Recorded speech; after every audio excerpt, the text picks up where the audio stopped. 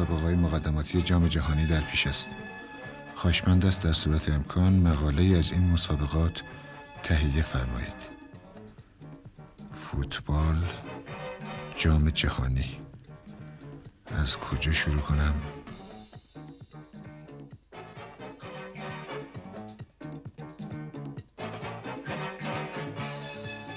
آره، با خاطرات یک نوجوان، اسمش میذارم همایون. خب همایون داره آلبوم درست میکنه، فکر میکنه،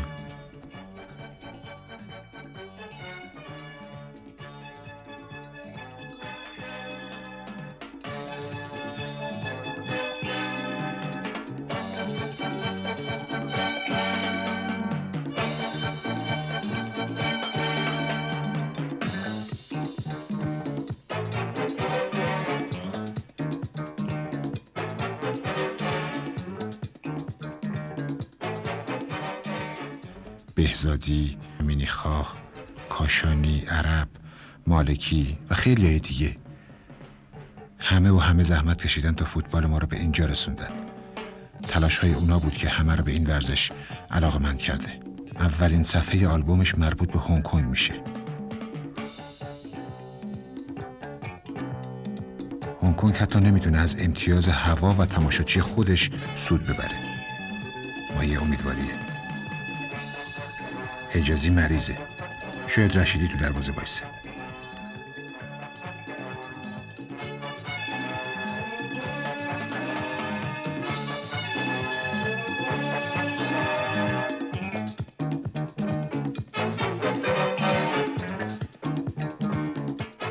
خب از همایون جدا میشیم و به هنگ کنگ میریم.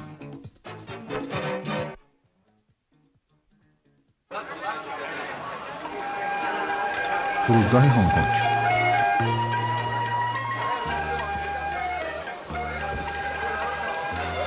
بازیکنان احساس راحتی میکنند.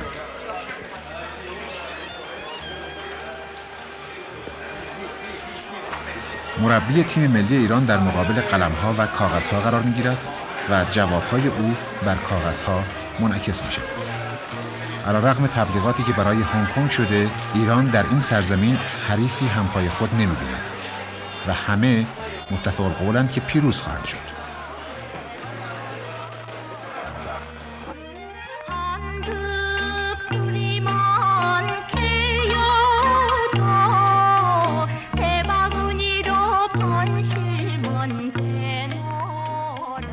هنگ کنگ، شهر زیبایی ها، شهر رازها و شهر افسانه ها، با آدم های خاص خود. هوایی گرم و مرطوب، اما نه برای آنها بلکه برای تیم ما که به آن عادت ندارد. این روزها هنگ کنگ به جام جهانی 78 فکر می‌کند. همه در فکر آن هستند. آنها هم دوست دارند که تیم خود را در آرژانتین ببینند.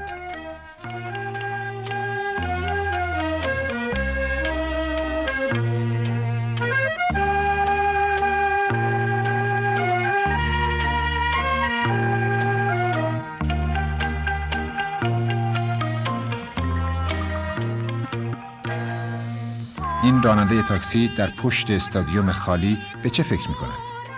شاید به عدم صعود تیم خود با وجود کره، ایران، استرالیا و شاید هم کویت.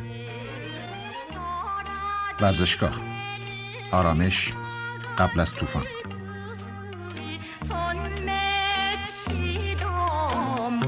سکوها استراحت می کنند تا هنگام مسابقه تاب و تحمل هیجان هزاران تن تماشاگر هنگ کنگی را داشته باشند. مربی تیم ملی فوتبال ایران در مقابل سؤالهای گوناگون زیرکانه میگوید: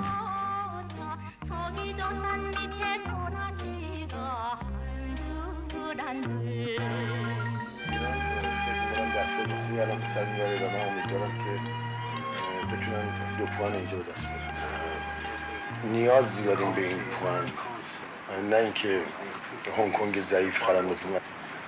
سعی و تلاش خودمون میکنیم که حتما این دو پوان به دست بیاریم. ساعت به وقت هنگ کنگ 4 دقیقه داریم به 8 شب. ساعت درست 8 بعد از وقت هنگ کنگ. چین های خبریت رو می‌کنم که بزنم. ناصر حجازی.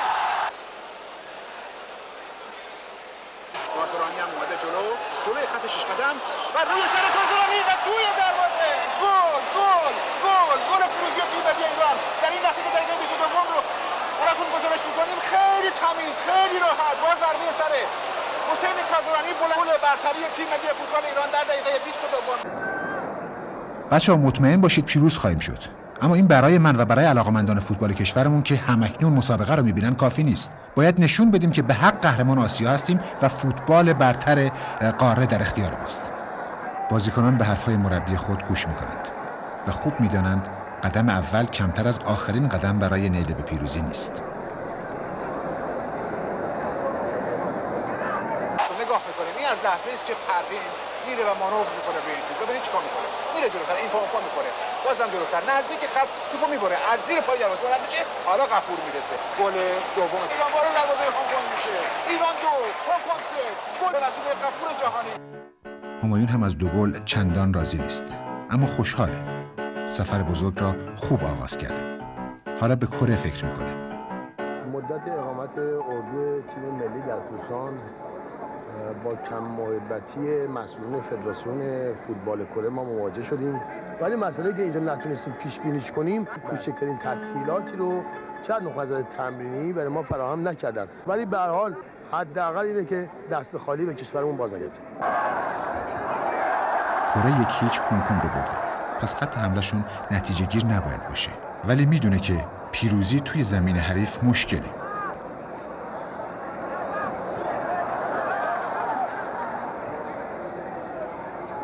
کره چندین بار سد راه ما برای رسیدن به پیروزی شده، اما نه در سالهای اخیر.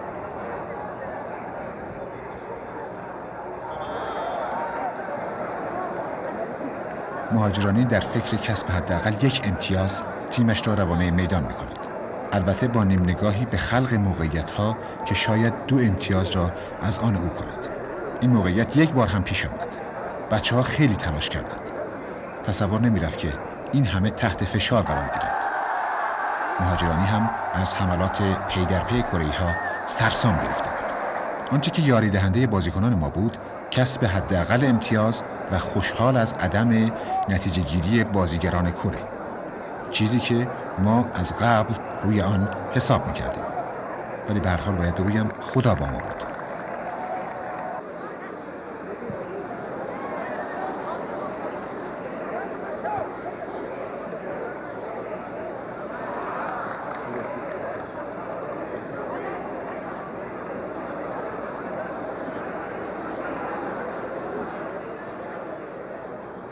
بچه‌ها هم از مقاومتی که نشان دادند سرشار از شادی هستند. شادمان از مقاومت‌ها در برابر حملات. در تمام این مدت این بازی شما در حالی که در گوش راست باید بازی می‌کردیم، بیشتر در جناح چپ دیده می‌شدید و در نوک حمله. این مسئله رو آیا آقای مهاجرانی برای شما در نظر گرفته بودند یا خود شما با جریان بازی به این شیوه بازی می‌کردید؟ مربی تیم من خواسته بود که خود تو بازی کنم، به خاطر اینکه اون از چپ به خود قوی‌تر بازی می‌کرد، یعنی پای چپش بهتر بود و یه مقدارم همه بچه‌ها رو آزاد گذاشته بود، فقط گفته بود که نذاریم اونا کار بکنن. به خاطر این بود که من همه جا می‌رفتم، بود که پست اصلیم به اون صورت نبودم، چون اونا هم از اون جناح زیاد حمله نمی‌کردن، ما می‌رفتیم جاهایی که زیاد اونا روش شکر می‌کردن برای حمله. در بازی برای شما چه حریفی مشکل‌تر دیده شد؟ یعنی چه بازی همین کره بود که این مسابقه برای ما برد. در تیم حریف که بیشتر توپای هوایی رو زد، شما به عنوان کاپیتان تیم و آدمی که تجربه دارین فکر می‌کنین به چه علت بود؟ آیا به علت قد بلنده؟ به علت قد بلند، اون حداقل 10 تا کازرانی اون بلندتر. متشکرم. آقای عبداللهی، شما امروز کار بسیار سختی رو داشتین به خاطر اینکه نیمه اول مراقب چابونکوم بودین و باز در نیمه دوم در حالی که چشم به چابونکوم داشتین کیم جایهان هم بود. یک مقداری در اوایل نیمه دوم شما با آقای گازرانی حالت نامتعادلی داشتیم. این مسئله به چه علت بود؟ آیا به خاطر اینکه حریف ناگهان عوض شده بود؟ نه، این برای این بود که اول ما قرار داشتیم که من نفر جلو رو می‌زدم، کازرانی جمع می‌کرد. چون یار قد بلند اومد دیگه کازرانی مأمور شد. یعنی میرفت توپای هوایی من پشت جمع می‌کرد. ولی مسئله جالب این بود که این کیم جایهان بیشتر توپای هوایی رو زد. چون 10-12 سال از حسین کازرانی هم بلندتر بود.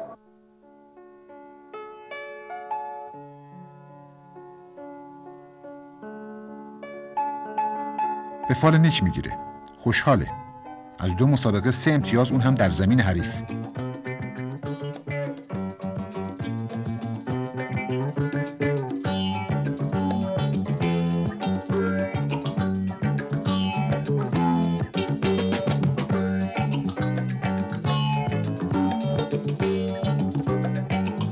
سفر خوبی در پیش است. آنها آماده میشوند تا قلب و روح علاقمندان را با خود ببرند. یه لبخند. متشکرم. سفر خوبی داریم. تا به حال خوش گذشته است و همه چیز بر وفق مراد بوده است. در استرالیا چه خواهد شد؟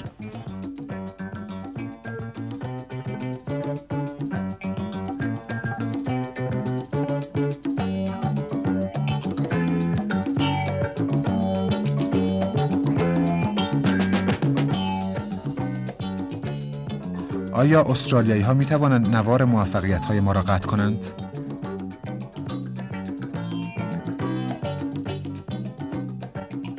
همایون کابوس 4 سال پیش رو داره. سیدنی، استرالیا 3، ایران 0، تهران، ایران 2، استرالیا 0. نتیجه نرفتن به جام جهانی 1974.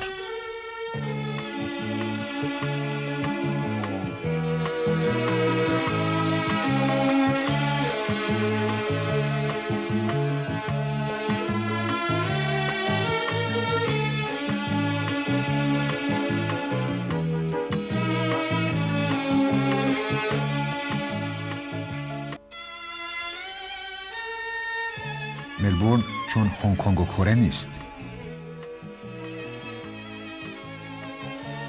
مردم بی تفاوتند. گویی برای مردم جام جهانی چندان لطفی ندارد. روزنامه‌ها راجع به تیم ایران می‌نویسند، اما هیجان آنچنانی دیده نمی‌شود.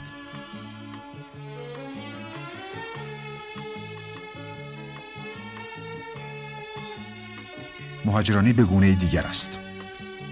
او به مهره‌های خود و حریف فکر می‌کند. به مکان‌های بازیکنان می‌اندیشد. دستیارش در تمام مدت به فکر مسابقه است که بچه‌ها چگونه بازی خواهند کرد.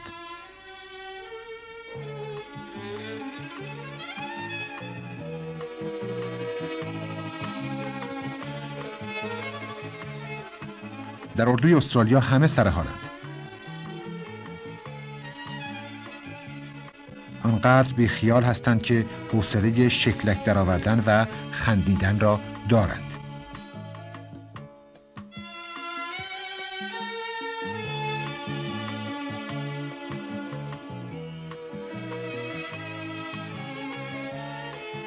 دروازه‌بان ناکام 4 سال پیش در اندیشه پیروزی است، اما نگران. اردوی ایران هوایی غیر از آنچه در اردوی استرالیا دیدیم دارد. هر کس به نوعی در خود فرو رفته است.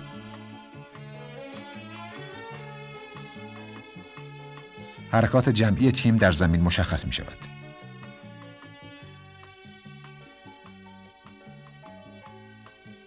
کاپیتان پروین هم برای خود خیال‌هایی دارد.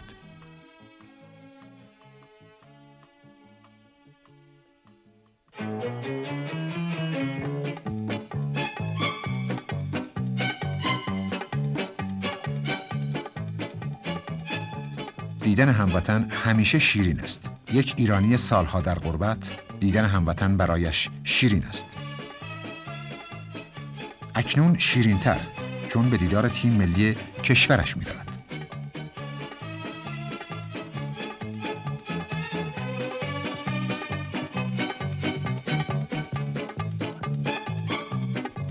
جیمی شولدر، سرمربی تیم ملی فوتبال استرالیا، ساعت 11 روز مسابقه به خبرنگار ما گفت: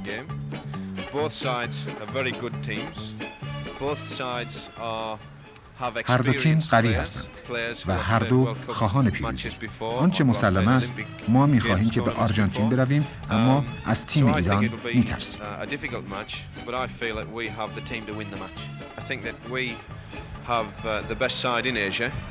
And although Iran will obviously be very difficult opponents, I feel that we have the players to take us to Argentina. I think Parvin is a very good player. I like also Roshan, he is good, and the big boy centre forward, but we aren't afraid of any of the Iran players.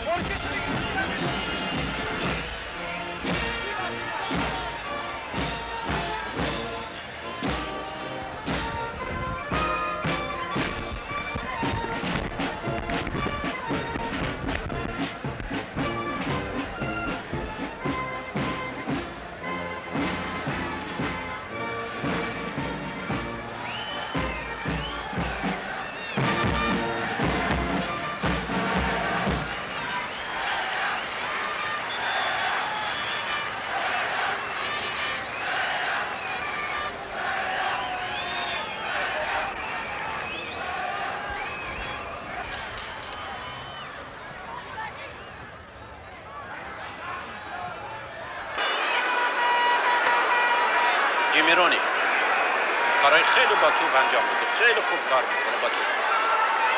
مورای بنز یار 6 دیوید هاردینگ به جبهه چپ رونی، جیمی رونی، هاری ویلیامز که فرار میکنه از همونجا روی دروازه میفرسته. بچه ها یک بار دیگه دروازه برگردون، خطر 100% بود از راه دور.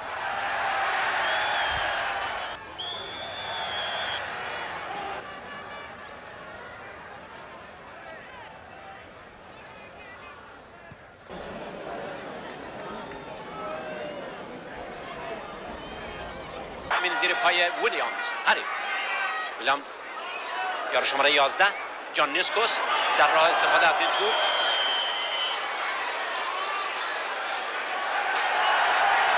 داور به سود استرالیا میگیره. این ضربه کاشته شده رو جیمی رونی میزنه. جیمی رونی در شرایطی که من 2 دقیقه به پایان 45 دقیقه اول وقت داریم، بلند و کشیده در شرایطی که بچه‌ها شیرجه میرن، داور پنالتی اعلام میکنه، هند پنالتی. بچه‌ها که شیرجه رفتن توپ زیر شون پلتید، باید نگاه کنید که ببینیم چه جوری است. خب توپ به بدن میخوره و میخوابه، ولی در شرایطی که شیرجه رفته بود این توپ عمد نمیتونه باشه، ولی داور پنالتی اعلام میکنه. این درست در شرایطی است که ما به پایان نیمه اول مسابقه کمتر از 2 دقیقه وقت داریم. ببینیم که کی میزنه.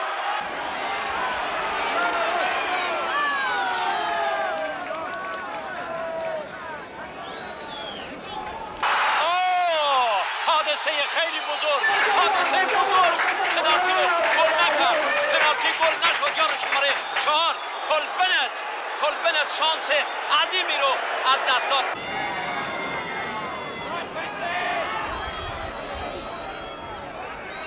کاشته شده رو پروین به نظری واگذار میکنه. ایران از بخت مسلمی استفاده کرد، گویی که دیوید هاردینگ بازیکن 31 ساله با تجربه که در لیورپول متولد شده و اصلا انگلیسی است کمکی بود برای ضربه نایب آقا غفور. به تیر دروازه میخوره، میرفت که دروازه استرالیا تیر افقی دروازه برخورد کرد.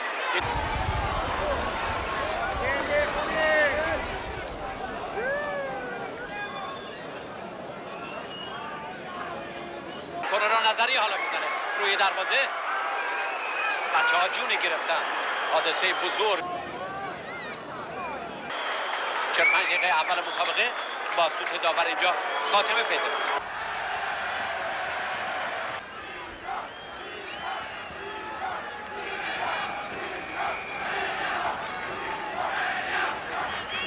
یه فوتبال امروز جنگی اگه قدم عقب بزنید کتکم می‌خورید. اینو همیشه من بهتون گفتم و اینا دارن کتک می‌زنن.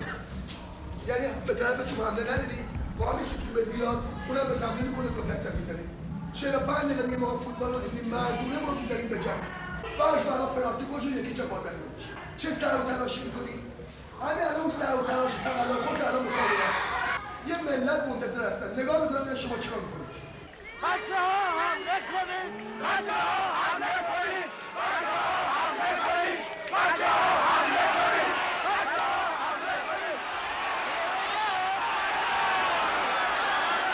صادقی فرصت برای روشن شوت میزنه تو بغل آلن مار.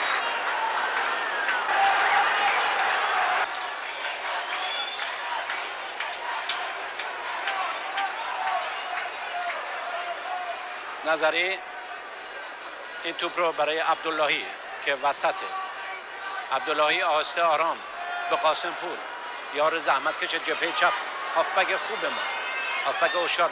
توپ غفور به صادقی، صادقی شوت میزنه، روشن، گل گل گل روشن، گل گل دقیقه 70 در شرایط توی دروازه تیم استرالیا. ایران 1 استرالیا هیچ، ایران 1 استرالیا هیچ.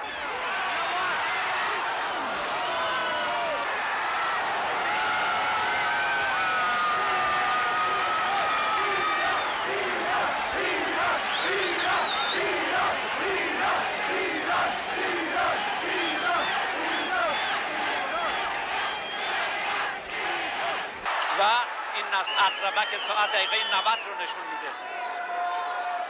این توپ رو صادقی، روشن با سماجت جان کوزمینا رو جا میذاره. آهنگ دروازه استرالیا داره. باریکلا پسر خوبه ایران. غفور گل میرفت که گل بزنه غفور. بنابراین بازی اینجا تمومه. من تبریک میگم به همه شنوندگان و بینندگان. حالا نگاه کن زمین رو، در زمین چه خبر هست.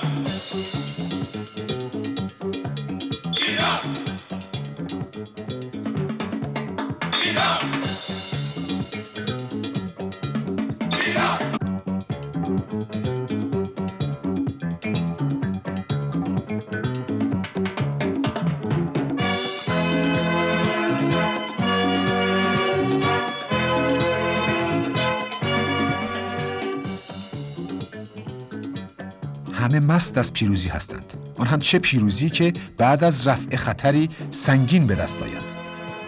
این بار خام نبودیم و با چشم باز دفاع کردیم و در حمله کوشش داشتیم.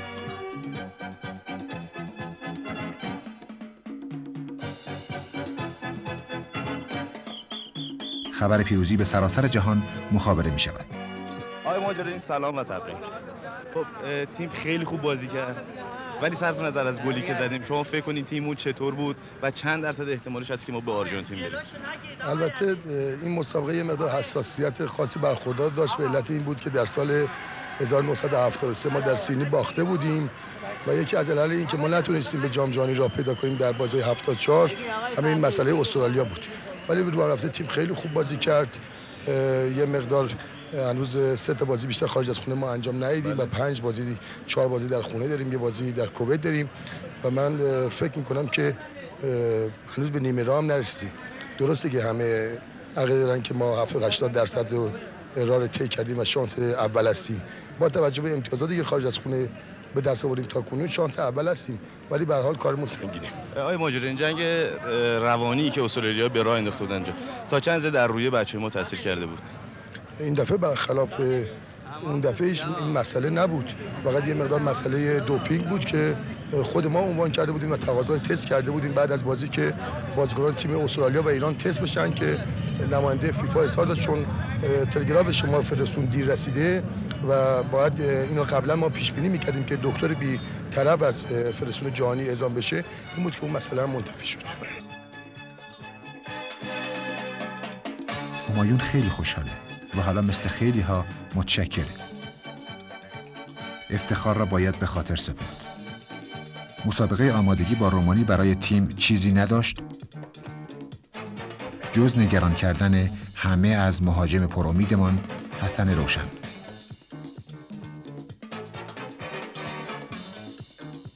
باید عکس ها را جمع کرد، باید آنها را نگاه داشت تا با دیدنشان خاطره ها همیشه زنده بماند. ایران، ایران، صداهایی که خواهان پیروزی هم. والا حضرت همایون ولایت عهد بازیکنان را مورد مرحمت قرار میدهند.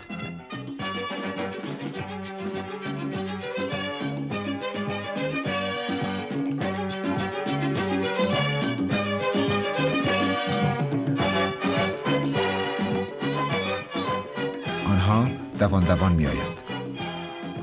استرالیا 2، کره 1، کویت 3، هنگ کنگ 1، کره 1، کویت 0، کویت 2، استرالیا 1. کره و استرالیا بدون گل مساوی. کویتی ها هیچ وقت حتی ادعای پیروزی بر ما را نکرده بودند، اما حالا با زاگالو خواهان پیروزی هم.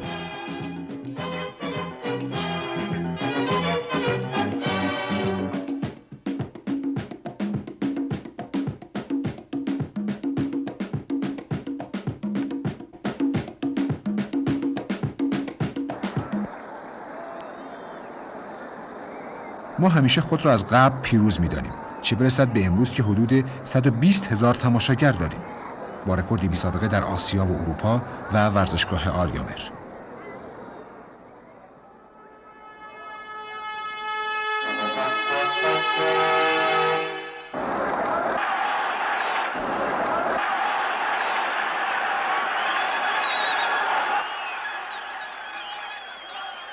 توت‌های کاشته کاپیتان پروین همیشه معروف بوده و صابونی است که به تن خیلی ها به خصوص کویتی ها زیاد خورده.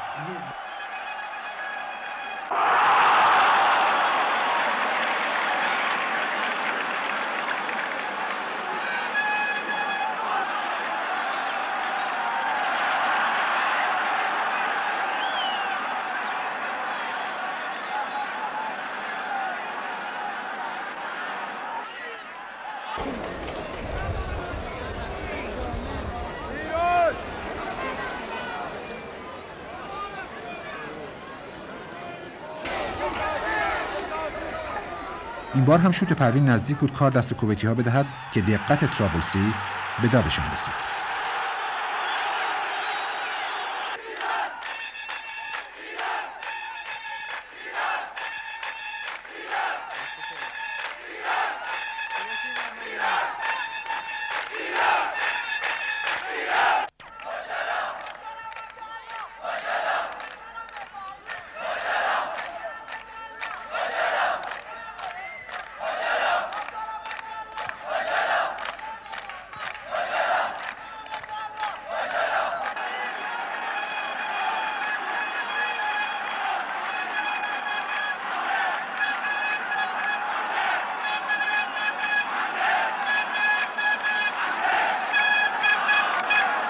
ابراهیم دراهیم، قاسم پور، عادل خانی، صادقی، 1-2، برو بینم، خانه بزن،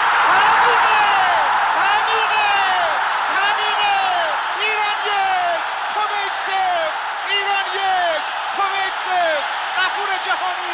غفور جهانی درست دقیقه 47 دروازه کویت بالاخره باز میشه.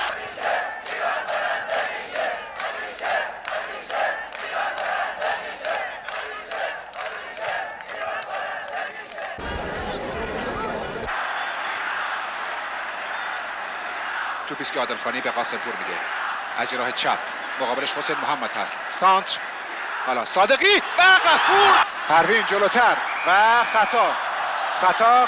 خطای ابراهیم روی علی پروین که بارز گذاشت تو پهلوش و نذاشت. عادلخانی مأمور زدن این ضربه هست در شرایطی که ما 66مین دقیقه رو براتون گزارش میکنیم. همه کشیدن توی زمین کویت بجز کازرانی و دست احمد طرابلسی هستش که این توپ رو به کورنر میفرسته از جبهه چپ. این کورنر بایستی زده بشه.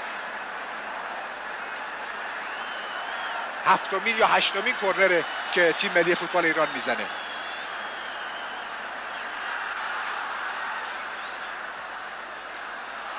و توی دروازه میرفت که این توپ قرار بگیره روی خط. این احمد طرابلسی هستش که توپ رو کنترل میکنه. چپ راست، یک کورنر از چپ، یکی از راست، یکی از چپ، یکی از راست.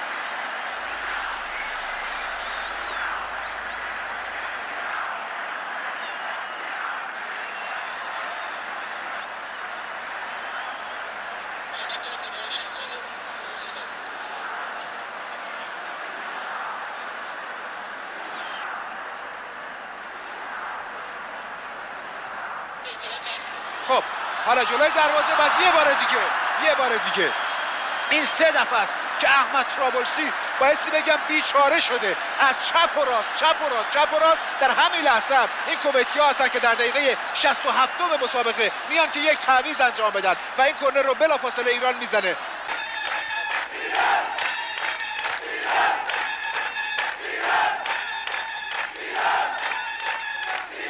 حسن نظری به هر شکل هست این عبدالله معیوفه که توپ رو دفع میکنه. بلافاصله صادقی با قاسم پور برای پروین رو خوب میبینه. پروین سانت میکنه. مسعود پایان مسابقه تیم ملی فوتبال ایران با تیم ملی فوتبال کویت رو آقای توماس داوری از کشور ویلز به صدا در میاره با نتیجه 1-0 به سود تیم ملی فوتبال ایران با گلی که در دقیقه 47 غفور جهانی زد. مسابقه بود که در ورزشگاه بزرگ آریامه در حضور والحضرت همایون ولایت تحت ایران، والحضرت شاه فرهناز پهلوی و والحضرت شاهپور علیرضا پهلوی انجام شد و این ماریو زاگالو هست که من دیروز بهش گفتم اگر تیمتون به بازه میای به حشمت مهاجرانی تبریک بگی. جواب منو درست نداد.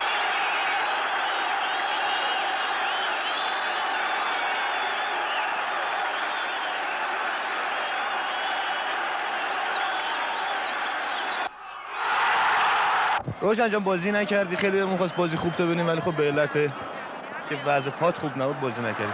نظر راجع به این بازی چی بود؟ بچه‌ها تونستن خوب اون چیزی که واقعا در چنته دارن نشون بدن یا نه؟ هاف تایم اول نه، به خاطر اینکه ما صحبت کرده بودیم، یعنی مربی‌ها صحبت کردن بازی رو سرعت بدن ولی بچه‌ها اون چیزی که مربی صحبت کرده بود پیاده نکردن. برای این هاف تایم اول نتیجه نگرفتیم و بچه‌ها خیلی بد بازی کردن.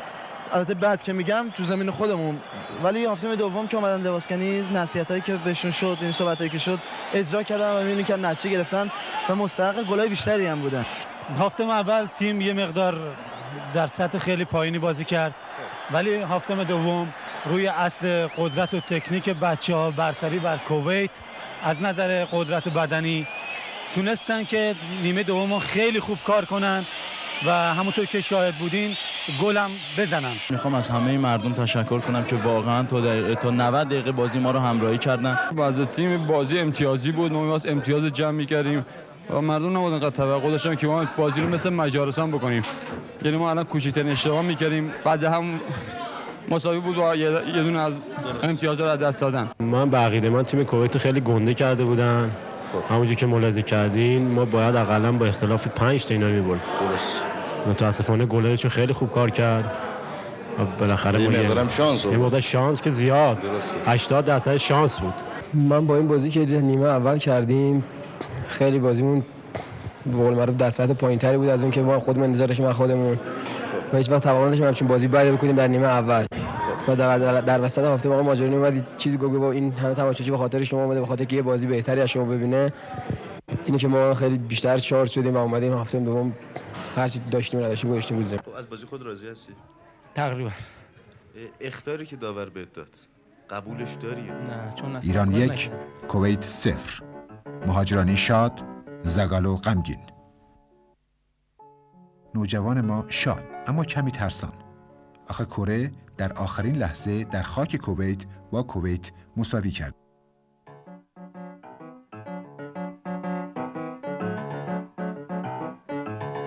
تلویزیون هم خود را برای پخش مسابقه آماده می کند. همایون خوشحاله که بازی‌های خانگی رو میتونه ببینه و این دفعه صحنه‌های آلبوم خودش رو زنده تماشا میکنه.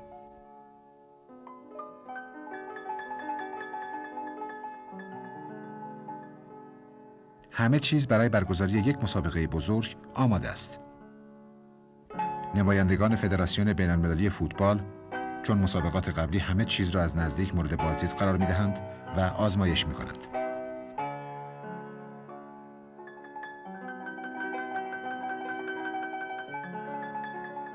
صدای کره‌ای‌های مقیم ایران در مقابل انبوه مشوقان ایرانی محو می‌شود.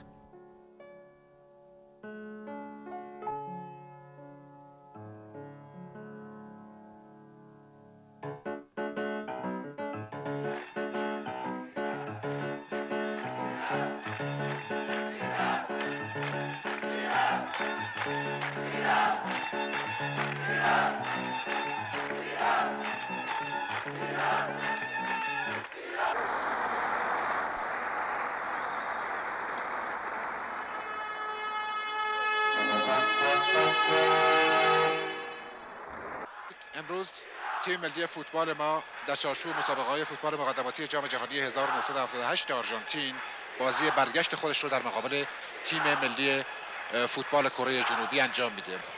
ضربه خطا میشه به سود تیم ملی فوتبال کره در دقیقه 28 پشت توپ قرار میگیره هوان جیمن.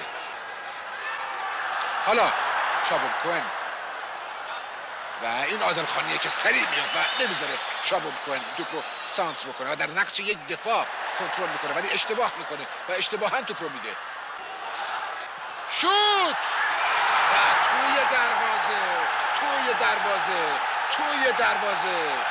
توی دروازه شوت سنگین و سرکشی است که از پشت خط 18 قدم در دقیقه 28 میزنن کره ها و به این شکل دروازه ایران رو باز میکنن، دروازه ای رو که بسته مونده بود در طول این دوره از مسابقه ها و نفسی کسی در نمیاد. میریم که نیمه دوم رو گزارش بکنیم. در همین لحظه ایران که سمت راست صفحه تلویزیون دروازش قرار داره بازی رو آغاز میکنه. سفیدپوشای ایران صاحب توپ هستند. صادقی ضربه رو روی سر حسن روشن، یک گل به وسیله حسن روشن روی ضربه کاشته که علی پدری از جلوی راستن و ضربه سر حسن روشن که خود به تیر دروازه برگشت به همین شکل دست دروازه با و تیر اول و توی دروازه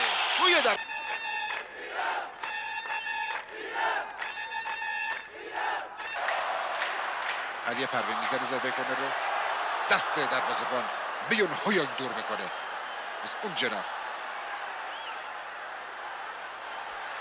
نظری حالا سانت روشن و مجددا کورنر حالا از اون جناح این کورنر بسته بشه. 6-5 حساب کورنرها. 6 تا کره زده، 5 تا ایران زده.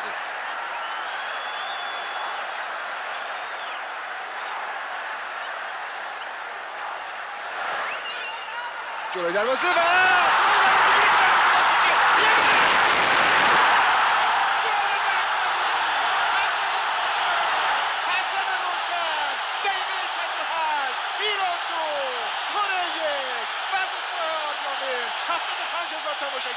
ایران 2 کره 1. حسن روشن دستی دومین بازی ملی. نگاه میکنیم چند بار میره چند بار میاد، یه بار دیگه روشن و این روشنه که تمام میکنه.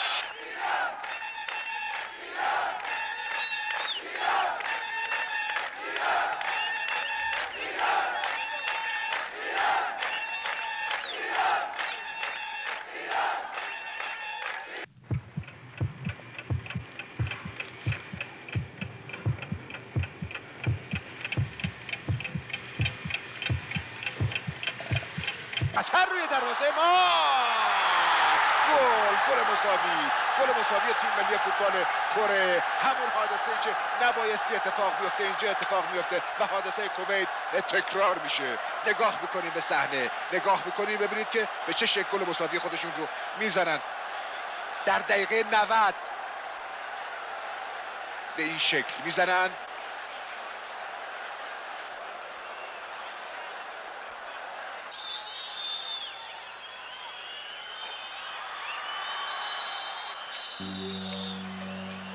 و سوت پایان رو آقای پارتریج داور انگلیسی به صدا در میاره در ورزشگاه بزرگ آریامر و 2-2 تیم‌های ملی فوتبال ایران و کره مساوی میشن.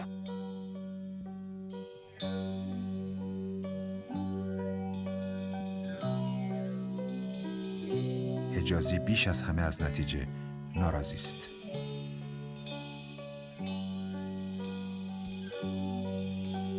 صاحب نظران کمتر احساساتی هستند و نتیجه را چندان هم بد نمی‌دانند، چون به هر حال یک امتیاز بر اندوخته ایران افزوده شده است.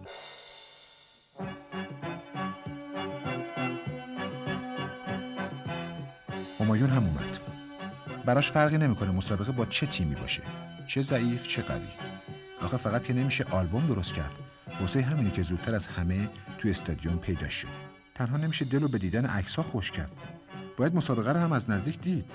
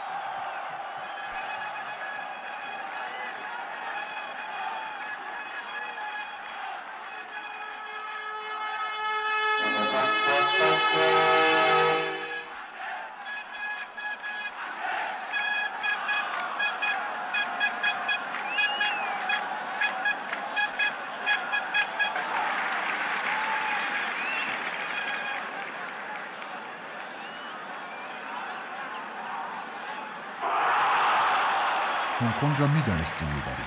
بردیم، اما پیروزی دلچسب نبود. از پیروزی فقط امتیازش به دل نشست، اما بازی نه.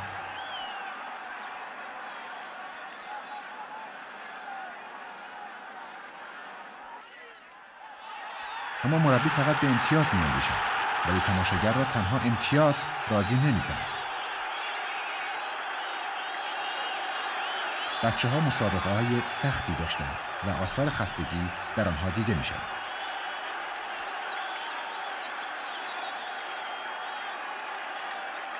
نیمه اول 3 گل زدیم با توجه به اینکه گل اول عادلانه نبود، اما داور آن را تایید کرد.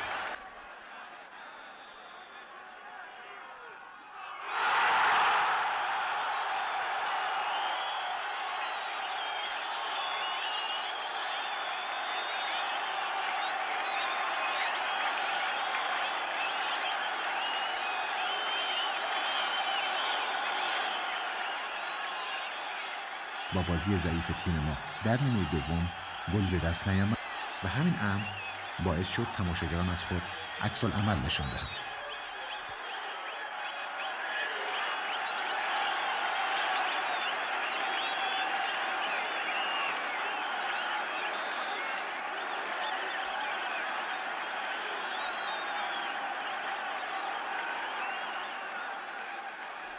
علیرغم تمام این مسائل پیروز شدیم و 2 امتیاز دیگر گرفتیم. هر لحظه به پایان سفر بزرگ نزدیکتر می‌شویم و آرژانتین را پیش رو می‌بینیم. من به کلیسا پناه می‌برم، مردم کویت به مسجد و برای ما مساوی حکم ورود به جام جهانی 1978 آرژانتین.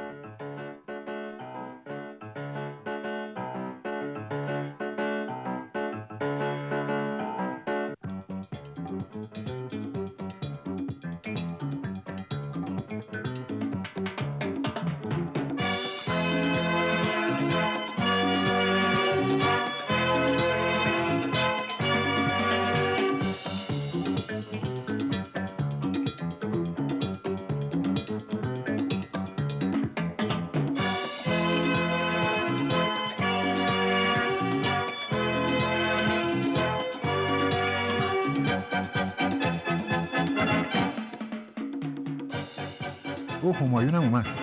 بابا خیلی مونده به مسابقه.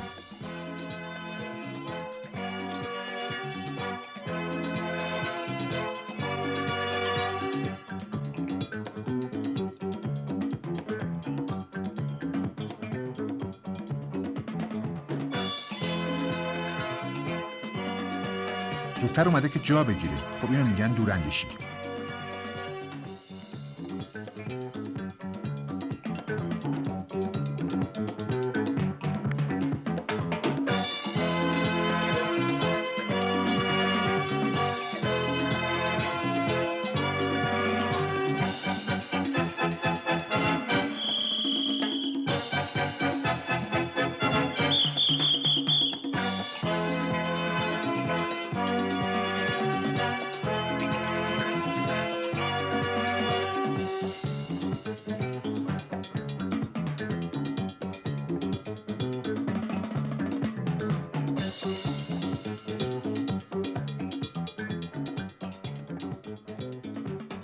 ورزشگاه آریامهر هم مثل اینکه جمعیت کم را دوست ندارد.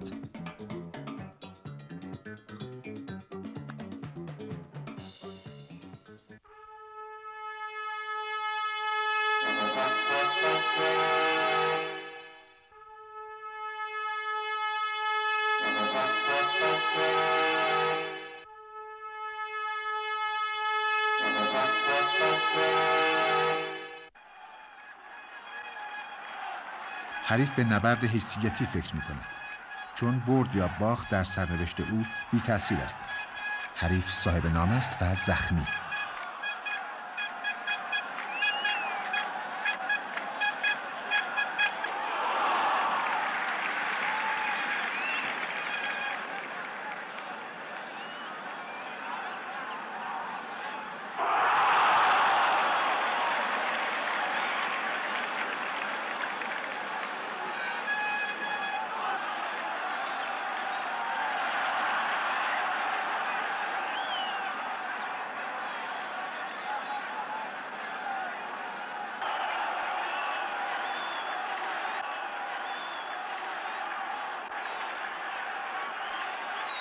صادقی پروین، حرکت سریع پروین، پشترش پیتر استون مراقب پروینه.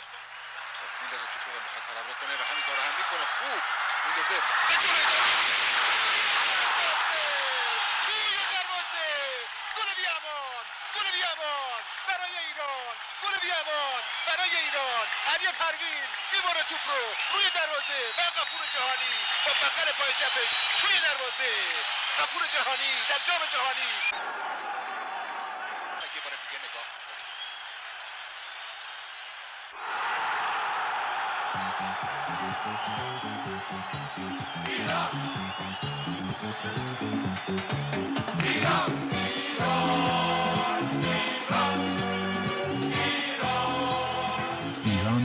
ایران.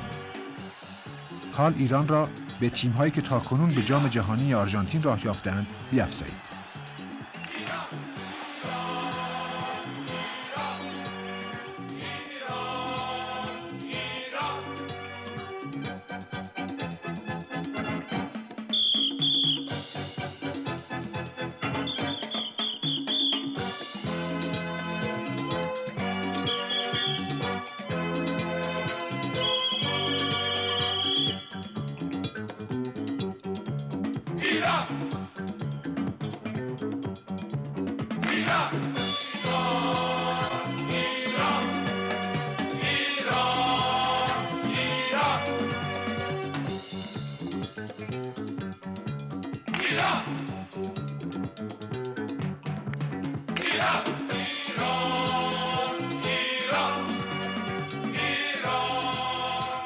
نگاه خبرگزاری‌ها به سوی ایران معطوف است و همه می‌خواهند درباره تیم ایران و فوتبال ایران بدانند و بنویسند. عکس‌ها تاریخیه. اینا مبارزینن که واسه اولین بار میرن ایرانو ببرن جام جهانی.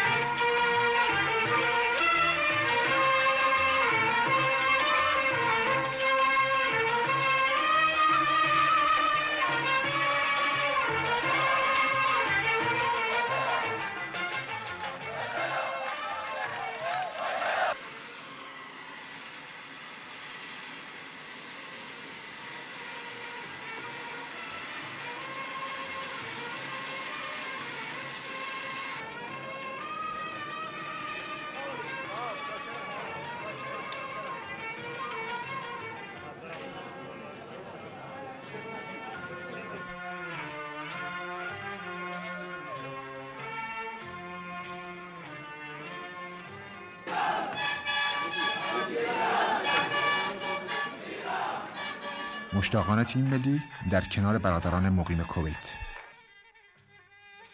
خانه سفیر، سنت ایرانی، پذیرایی، اسفند دود کردن، هدیه دادن.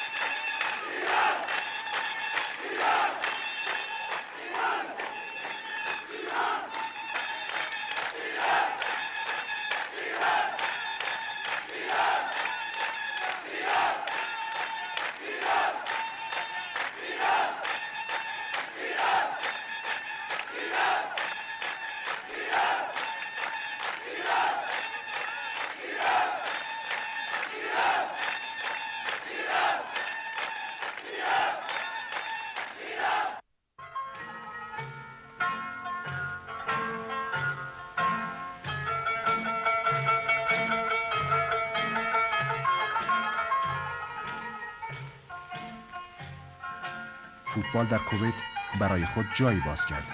کودکان کویتی مثل بچه‌های محلات خودمان به دنبال توپ می‌دوند.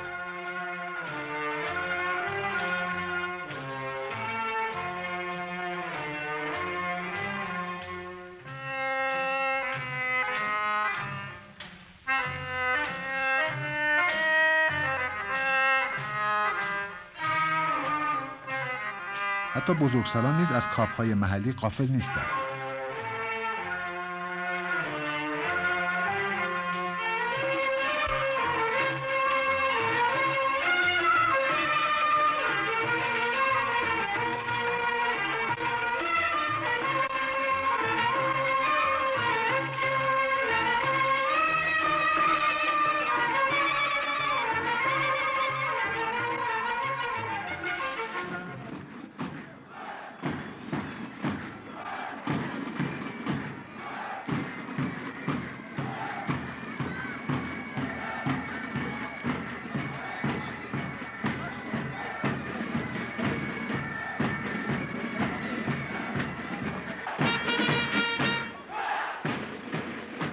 زاگالو پیروزی بر ایران را به یاد ندارد. پس بهتر است فیلمی از بچه‌های ما به یادگار همراه داشته باشد. هرچند پیروزی تأثیری در سرنوشت کویت ندارد، اما تماشاگران کویتی خواهان پیروزی تیم خود هستند و ایرانیان مقیم کویت 200 چندان.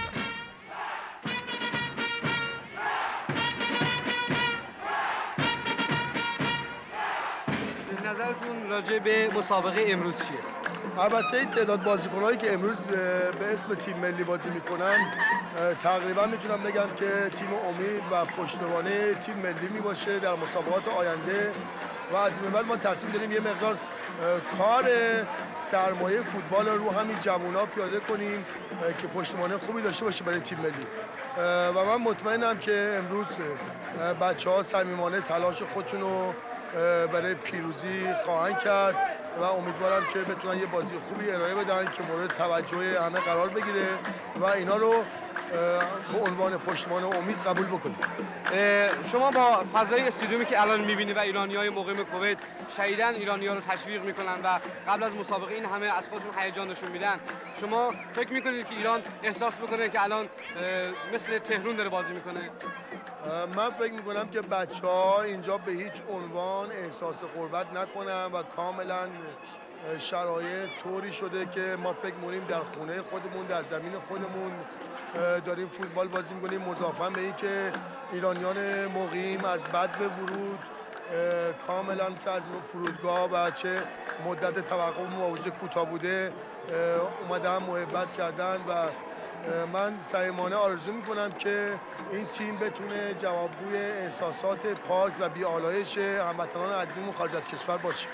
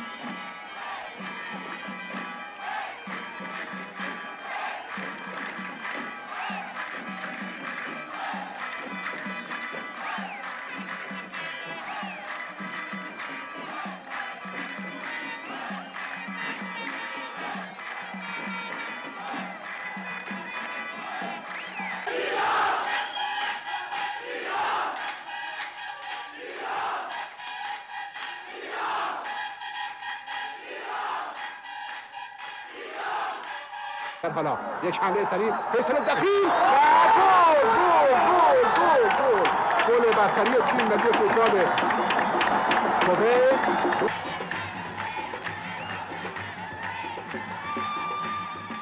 شاید در جهان تنها ورزشگاهی است که حریم زنان و مردان مشوق از هم جداست.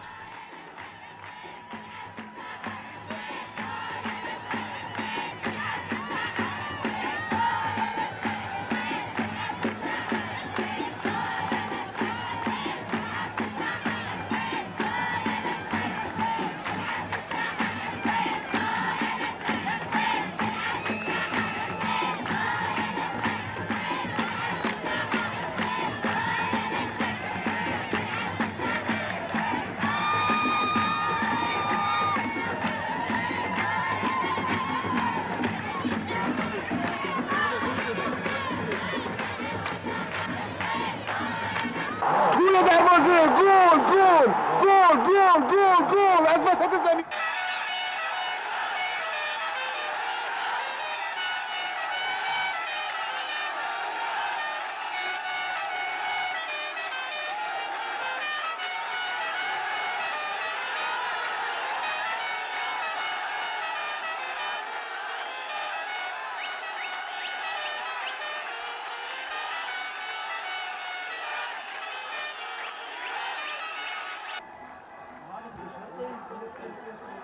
برخورد یک بار دیگه یک صدا میکنه داور آقای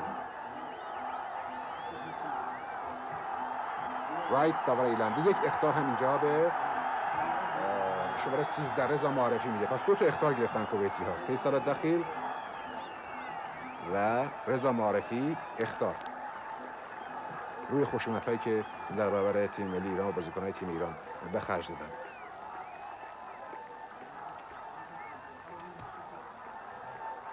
حالا بهداشت فریبا زننده گل مساوی صاحب توپ سانت میکنه اون جبهه روی سر کار نمیرسه و بلافاصله شوت توی دروازه یه گل بی‌امان دیگه برای ایران. حبیب خبیری از پشت خط 18 قدم شوت سنگین و سرکش تور دروازه کویت رو می‌لرزونه و ایران 2-1 در نادی الکویت جلو میفته. ببینید چه خبر میشه در ورزشگاه نادی الکویت. بین ایرانی‌ها 10,000 تماشاگر غلغله میکنن، فریاد میزنن ایران ایران ایران ایران 2 کویت 1. ورزشگاه نادی الکویت گل دوم ایران در دقیقه 60 به وسیله حبیب خبیری.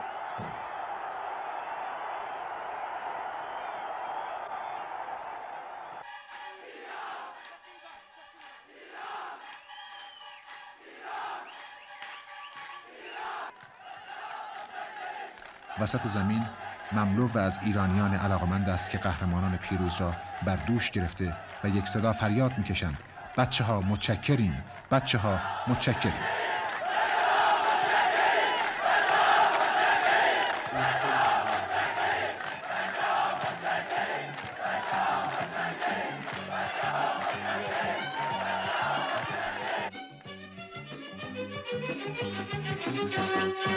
بچه‌ها متشکریم، بچه‌ها متشکریم.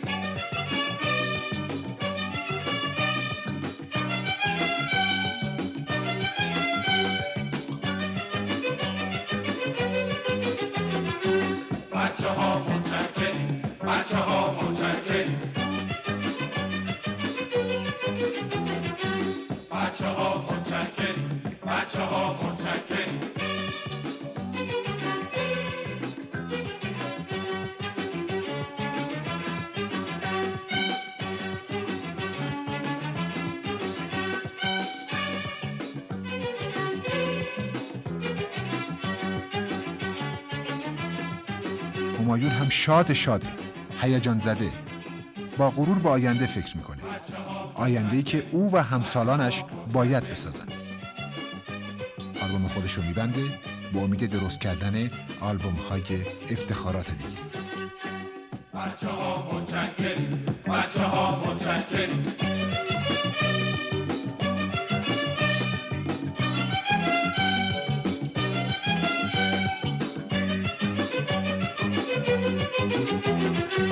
بچه‌ها متشکریم، بچه‌ها متشکریم.